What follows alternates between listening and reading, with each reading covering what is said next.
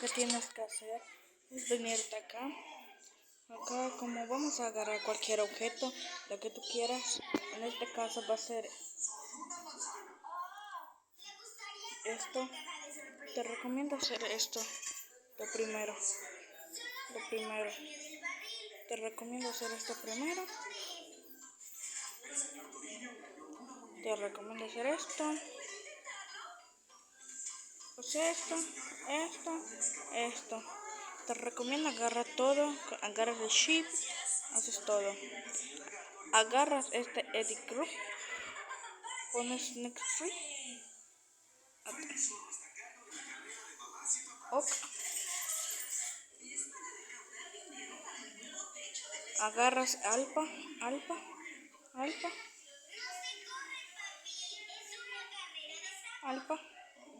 Pones el grupo que es. Pones edit get 1 y pones esto.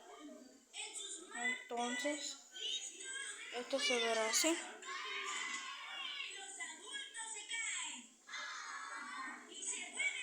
Así y terminamos.